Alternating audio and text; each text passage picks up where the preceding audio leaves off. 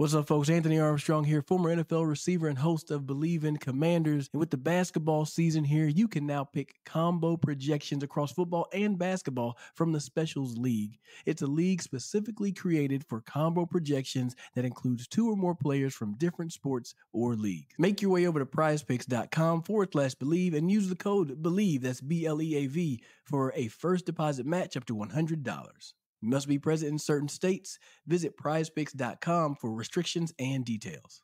Pick more or pick less. It's that easy. Prize Picks. Every team, every topic, everywhere. This is Believe.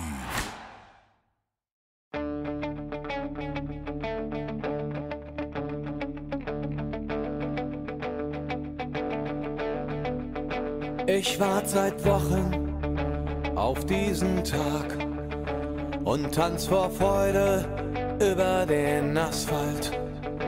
Als wär's ein Rhythmus, als gäb's ein Lied, das mich immer weiter durch die Straßen zieht. Komm dir entgegen. Hello and welcome to Gegenpressing, the Bundesliga podcast. I'm Manu, he's Stefan Bienkowski, and Stefan, this is the first non-paywall show of the 2023-2024 season. When I read out those dates, I feel like a science fiction movie. I'm young enough to remember when dates like 2023 and 2024 were out of Blade Runner or some other science fiction movie that I watched at the time. But here we are, Back to the Future. How is it going? How are you doing? I mean, this is the first chance of yours for everyone who's not a subscriber to the Substack to find out what you have been up to all summer long. Yeah, I guess everyone thought in 2023 we'd have killer robots, but instead we just have Saudi Arabia buying everyone's football players. I guess in that context, it's not so bad. Yeah, I'm doing very well, mate. I completely agree. It's a bit weird kind of having to do these hellos because we've also been doing the subscriber shows through the summer. A big thank you to everyone who did sign up. By the way, we did see a nice bump in people taking their subscriptions. We appreciate it. And yeah, we're back. It feels like I've kind of gone back to my hometown and I'm catching up with old friends that I haven't seen in a while because, you know, you have to kind of think, well, what have I been up to? What have I not talked about? Or what have I not, what do you not know? But yeah, I mean, I've actually done very little compared to you. Probably the most kind of exciting thing I've done is climb a few hills, gone to a few weddings.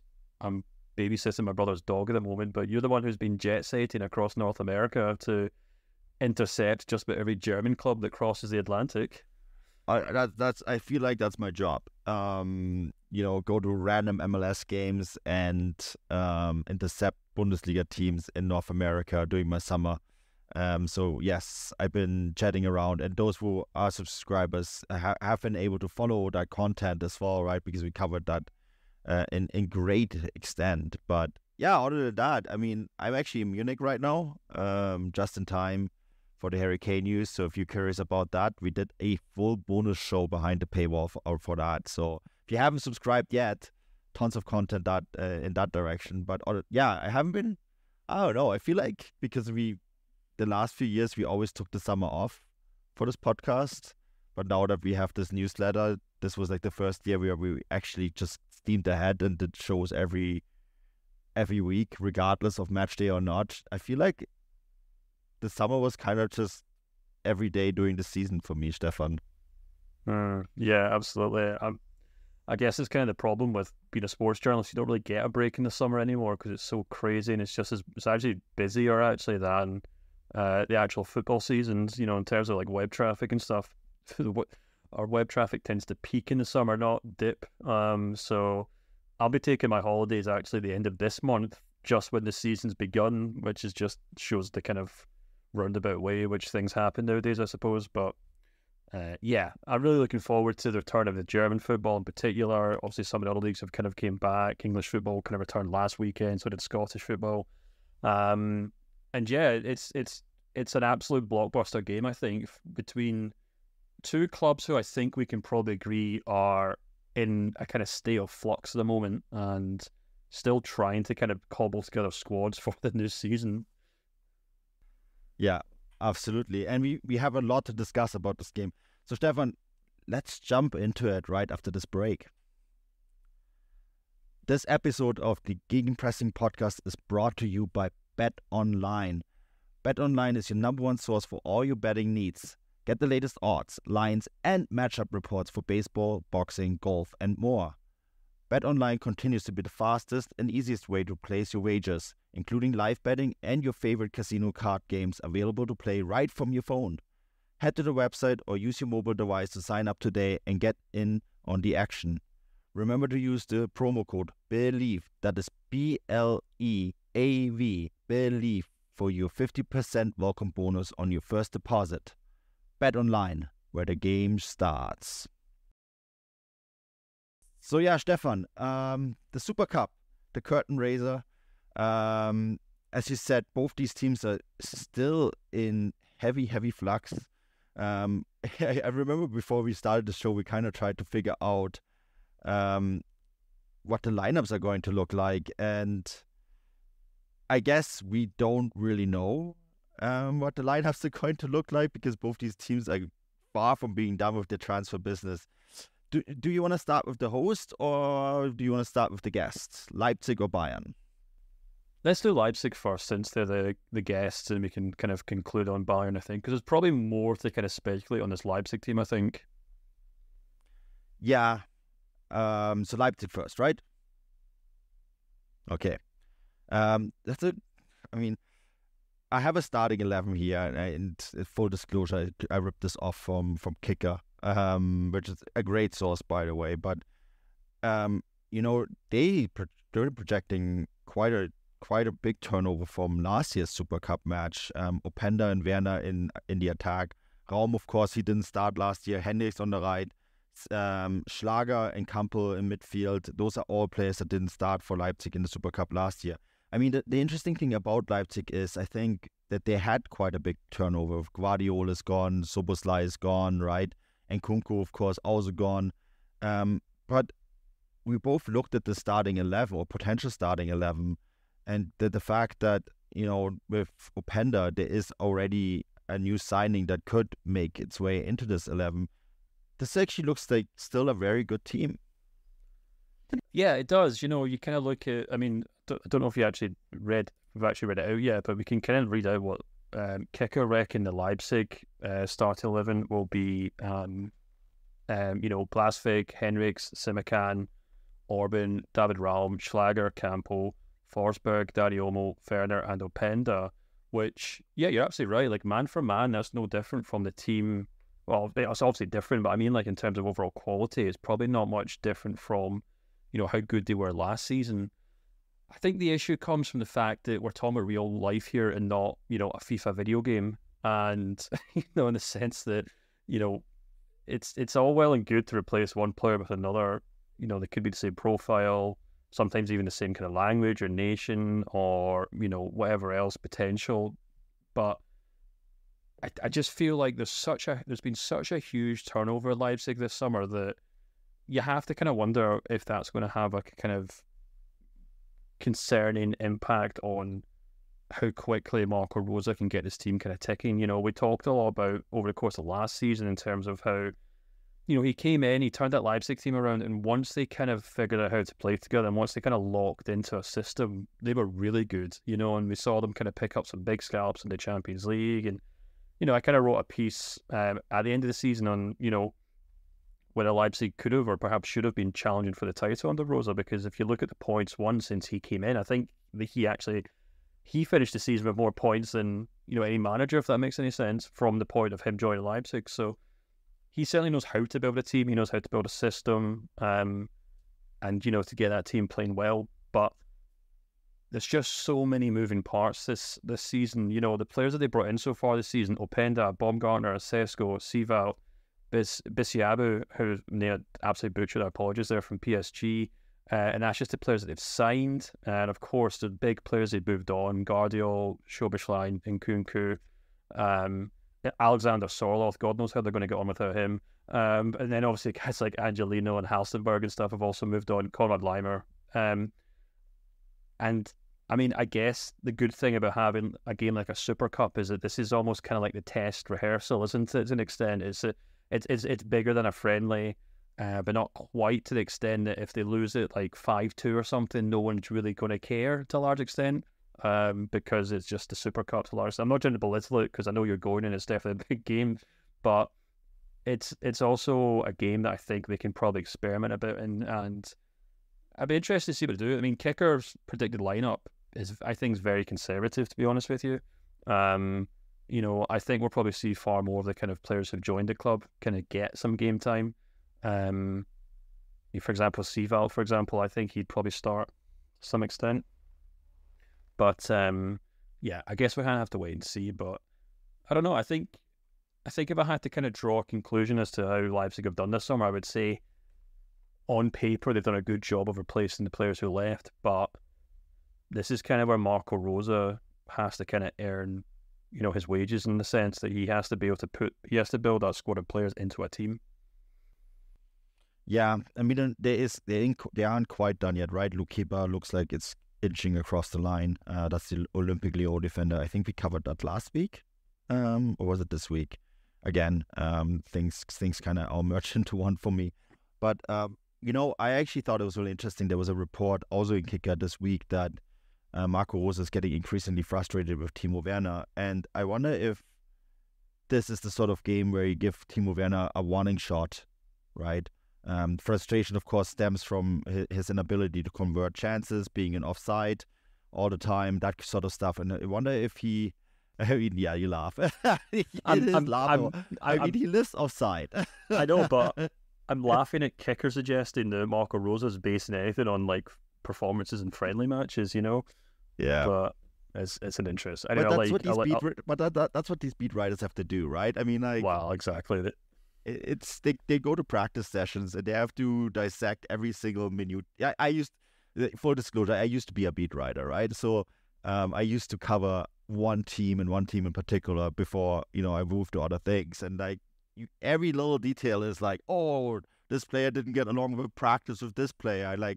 You go to practice and nothing happens. You still have to write something about it. So like, you know what I mean? It's like, this guy had like a long talk with this other guy. That must mean this. Like these minute little things that you think matter nothing. You have to cover them. So I get it. And you're probably right. We shouldn't read too much into the preseason. But I wouldn't be surprised if Sesko starts over Werner. Just to give like just for Rose to sort of. And as you said, it is a curtain raiser for the Bundesliga. It is a big game. It is sold out. It's at the Allianz Arena. And with all that in mind, it is a big fixture, but it is still also a glorified test match. Yeah, exactly. I mean, I'm really intrigued to see how these kind of teams get on. We've already seen Seval being kind of compared to the Conrad Lima replacement. He's kind of tried to push back on that in interviews he's given this summer.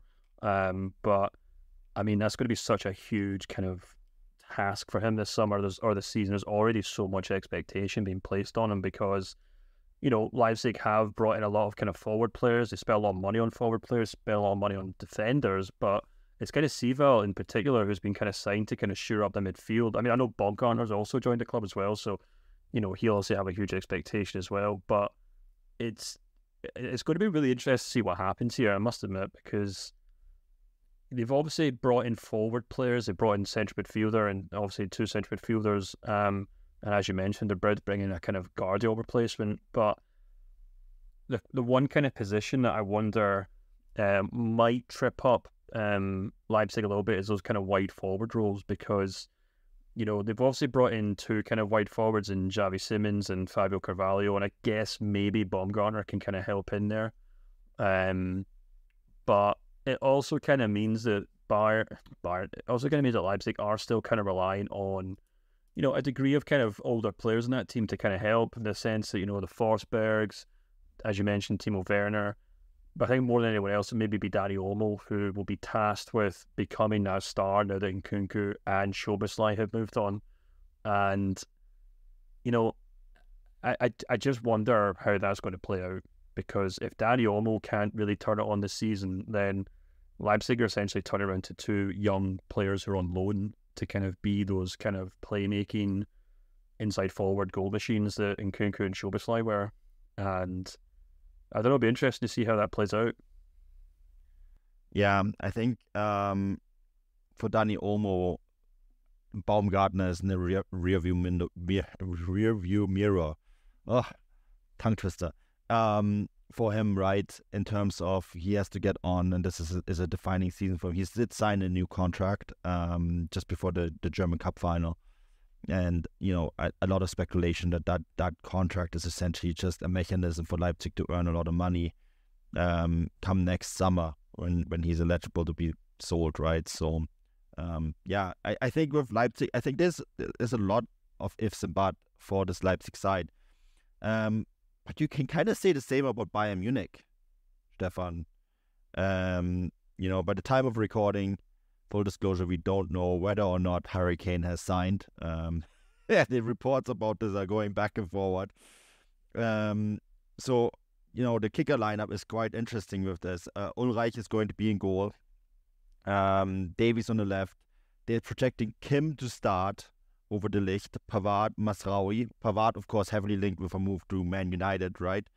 Leimer is a new signing, and Kimmich. Dennis Gnabry, Musiala, Coman, and then up front, Tell as the number 9. And of course, he'll be watching the developments that are going on with Harry Kane closely, because I think his future could take a turn depending on what's happening with the English forward. But this is also a team that Kim is, of course, a big signing, right? That is the center back that they needed. But this is a pretty unchanged team, and it does still lack a true international world-class right back as well, I feel. And a goalkeeper, of course, but, we covered that earlier this week. Yeah, absolutely. The right back position is going to be really interesting this summer, because obviously it looks like Walker's now staying at Manchester City. Pavard's been heavily linked with a move to Manchester United. He seems intent on leaving the club. And that kind of leaves Bayern with just kind of Mazraoui there, doesn't it, to an extent? And I mean, I guess maybe Stanisic could fill in to the extent there, possibly, or if Bayern do kind of move to a 3-5-2, then maybe they can try and convert a couple of wingers. Not that any of them really seem intent on playing that role long term. But yeah, you're absolutely right. And this is kind of what my newsletter was on this week. A lot of it is kind of based on this Harry Kane thing. And as we record this show, there's now a huge amount of back and forth over this Kane thing. We've got Plettenberg saying now that Kane might decide to stay at Tottenham. So by the time this show comes out, we might know if he's actually coming or going. So bear with us while we kind of still speculate on that on here.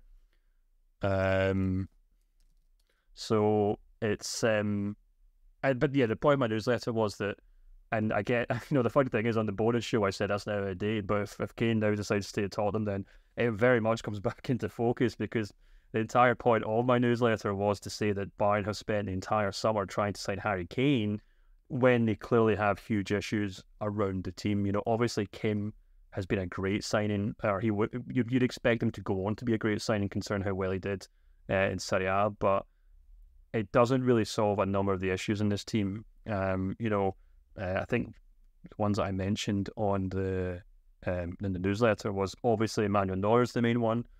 As we talk, there's a lot of speculation over kind of goalkeepers, coming and going in terms of, so the Chelsea goalkeeper that Bayern might pick up on loan. David De Gea has been linked as well, but it's still a lot of kind of speculation at this point. And of course, there's a whole kind of number 6 situation for Bayern as well. And it's interesting, a lot of kind of the German media are speculating that Konrad Laimer is a kind of shoe-in for this game alongside Kimmich. And it'll be really interesting to see what happens this season, if that's kind of what Tuchel decides to go with going forward. And very quickly, Goretzka becomes a peripheral figure in this starting 11, because it's kind of been one of the main topic points this summer. He's been linked with a move to the Premier League as well. He's actually come out and said he doesn't want to go. But, whether he does or not might depend on whether Tuchel makes it clear that he's not going to be a starter. And, I'm actually not entirely sure if Goretzka's maybe injured or unfit for the game, but the fact that Leimer's a shoe-in to start alongside Kimmich is maybe an indication to him that Tuchel doesn't have a lot of time for him this season. So there's just, there's an interesting kind of dissonance to this Bayern team, in the sense that, they've still got pockets of issues that you would think Bayern would have tried to solve about 2 months ago, and they just haven't been solved. Because even like the Pavard thing, for example, like I guess Bayern have to wait and see if someone makes an offer for him. But the idea of selling him in mid-August without another right back on board, I know they've tried to sign Walker, but they should have had 2 or 3 other players, lined up if he didn't want to come. And it's going to be a really weird one, and we might actually find ourselves in a situation where they do end up signing Harry Kane, but the overall squad itself is kind of diminished from maybe last season or maybe 2 or 3 seasons ago, because the foundations of the squad are still quite, wobbly, for lack of a better term. I think there's good reason why Thomas Tuchel wants to keep Benjamin Pavard, right? I did an article on it for Transfermarkt yesterday, and he has played his majority of time as a right back, but he doesn't want to play there. He likes to be a centre back, and he has made that quite clear. And Tuchel actually has played him, I think, the majority of time as a centre back, but then in key games against Man City, and then of course in the final game of last year against Köln, where they did win the Bundesliga title after all, he was also playing as a right back, which I think kind of gives you a pretty good indication of how Tuchel feels about Pavard as a right back. And anyways, we're dwelling on other things. But hold on though, because that little 40 seconds of you explaining Pavard's use to Tuchel is exactly why he wants to leave the club, because every single Bayern manager has said, oh, well, he's actually quite handy to have around. But no one has ever said, I'm going to build my squad around Benjamin Pavard, and that's why he wants to move clubs.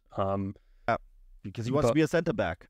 Yeah, he wants to play centre-back. And Man United are selling Maguire for 30 million. They're like, oh, there's this French guy who's won a World Cup and was second with France in the last World Cup, and actually is quite good as a centre-back. We could sign him instead, and his numbers are better than Maguire's as a centre-back. So you might as well. But you're quite right. It's interesting that at Bayern, despite these good numbers, they see him more of a player that can fill various roles.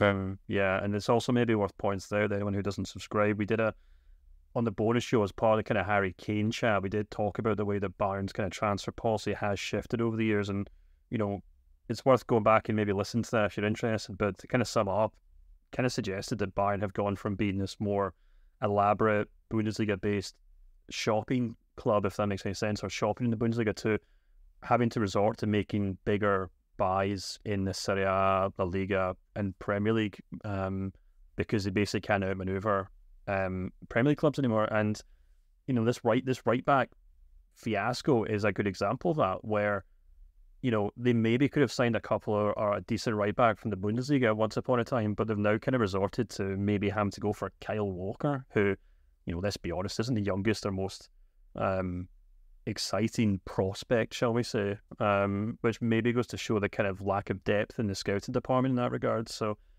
it's all very odd. There's still plenty of August to go, so by the time the Bundesliga kicks into full gear, they might have this sorted. But going into the Super Cup game, there's still a lot of question marks. Yeah. Well, and that's it. That's always the exciting thing about the Super Cup. I mean, I remember covering the Super Cup last year in Leipzig, same fixture, but different home venue, right? And that was the weekend Timo Werner signed and David Raum, if I'm not mistaken. I remember, I was on the ground covering it on the ground, right? I seem to have a knack of doing this sort of stuff, Stefan. Whenever I'm in a city, that team seems to do a lot of big transfers. But that it kind of also shows you that yes, it is the official start of the season, but really we're still 10 days away, and teams really regard this stage of the season as a window and an opportunity to bring in new players. Of course, I think Leipzig are actually further down the road than Bayern, other than the centre back. At Bayern, it just feels like there's a lot of missing pieces still. And so what we're going to see on Saturday, even if they do sign Harry Kane, or let's say even if Harry Kane does agree to join Bayern Munich, then this is still far from the finished product. And so for Bayern fans, I think you will look at this team and say, okay, well, there's some exciting stuff here. There's Leimer is there, Kim is there, but there's still question marks about that back line, the goalkeeper, where Bayern are now competing with, was it Real Madrid over keeper? I mean, that is... I find it personally a hilarious signing if they sign keeper, because, like, honestly, not sure that this is the keeper of the future. But, you know, that's where Bayern Munich are right now. They are a team in big transition, and it feels like this is probably the biggest overhaul of a squad overhaul that they have done in a long time, right? And the biggest, kind of transition from one generation to another in some time as well, because I think, like, the likes of Thomas Müller and Manuel Neuer, I think we might see them going into the dawn of their careers, and that is a big deal. And I'm pretty sure that what Bayern fans will see on Saturday is far from what this next Bayern era squad will look like. Yeah, exactly. So, I mean, in terms of this game itself, I do kind of feel like, you know, we've just talked about in terms of, like, you know, what could kind of happen in the turnover and stuff. I actually kind of feel like the lack of turnover might actually suit them quite well in this game, in the sense that, you know, that starting 11, even if it's like a Mazraoui at right back and maybe Benjamin Pavard's having to fill in as centre back, and, you know, Goretzka's kind of relegated to the bench, and even if it's a Choupo-Moting or Matthias Tell up front because Kane hasn't got over the line yet, I feel like that starting 11 that we're probably going to see still has probably more than enough quality to match Leipzig, and has the experience and the kind of chemistry that Leipzig team just simply won't have. And I do kind of think that, you know, if you want to just talk about the actual football that might play for a moment, I do actually think if you kind of look at the lineups, Bayern probably still have more about them to win these kind of one-off games. The kind of discussions and the concerns I have over the squads are things that would play over the course of the season. You know, as we saw last season, where the lack of a striker just completely consumed all narratives around that team. Even when they were playing perfectly fine, even when they were still at the top of the table, the fact that they didn't have a striker, the fact that they weren't scoring enough goals just completely derailed that entire team, and ultimately led to Nagelsmann having to, you know, bring Choupo-Moting into the starting lineup and then eventually lose his job. But I do kind of feel like in a one-off game, even this kind of depleted Bayern team without Harry Kane probably should still have enough to beat Leipzig. I mean, last year was an incredible match. What did it end 5-3? Leipzig coming back from 3-0 down at halftime, I think it was. It was an insane match, and back and forward. I do want to point out that Leipzig tend to do quite well at the Allianz Arena. Of course, they beat Bayern Munich on matchday 33, opening the door for Dortmund that Dortmund would not walk through in the end. But they do quite well at the Allianz Arena. And I actually, you know, the Super Cup is always a really fascinating match to watch. You know, because it is, the teams are not the finished product. They take it serious enough that it's not quite like a test match either. You know what I mean? So I actually think that people should tune in, because it will be a lot of fun to watch, and I think there will be lots of goals. Yeah, absolutely, and that's what makes it quite fun. Neither of the teams really know what they're doing. They don't take it 100% seriously, so it is far more open. But it still has a full house. It still has the fans on both sides trying to do what they can to kind of build up an atmosphere. And yeah, it should actually make it a very interesting match, and, you know, a good preview for what we could expect maybe from both teams going forward. Absolutely. Stefan, before we leave and wrap this up, our first show back, our first preview show of the year, I want to just point out that it's also the German Cup first round this weekend, starting actually on Friday. And I just wanted to point out a few matches that I think people should tune into. And actually one game that I think is going to be really interesting is already tomorrow, Eintracht Braunschweig against Schalke. Depending where you live, I know in Canada, they are on DAZN, in the US, they're on ESPN. I don't know who carries them in the UK. Do you know? Oh, good question. Or are they just on YouTube? No, it was that Norwegian channel whose name I've completely forgotten.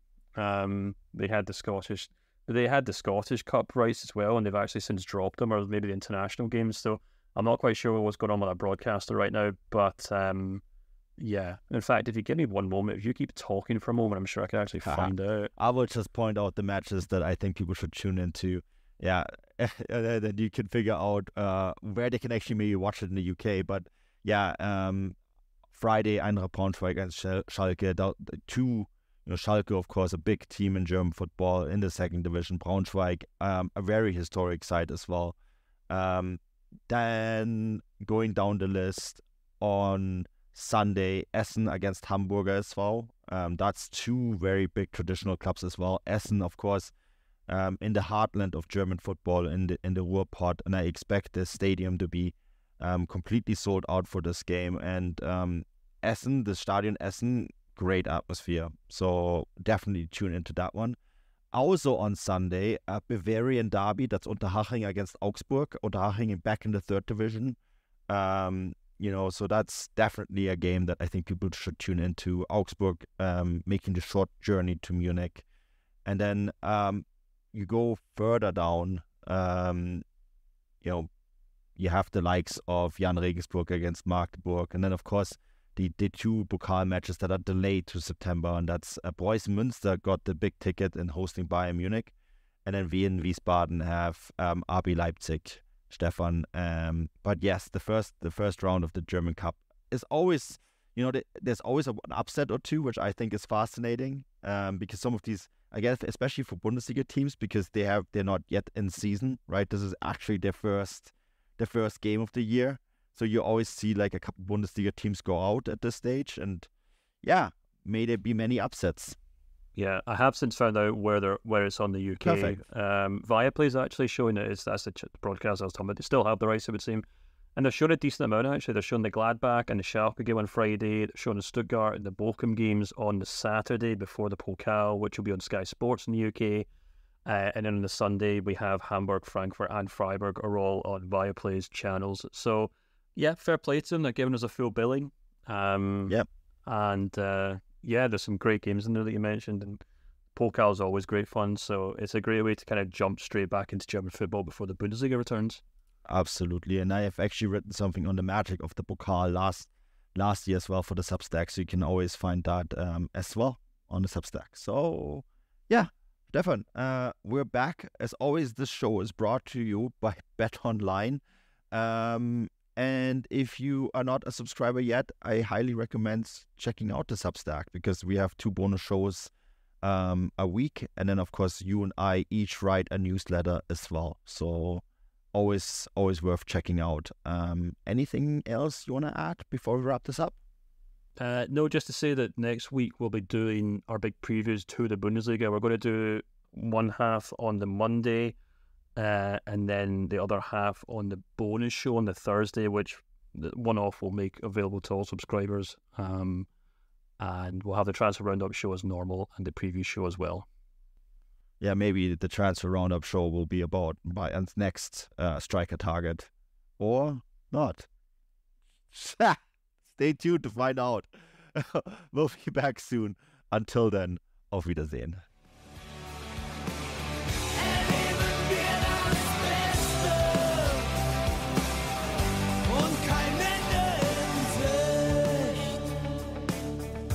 Kein Ende in Sicht.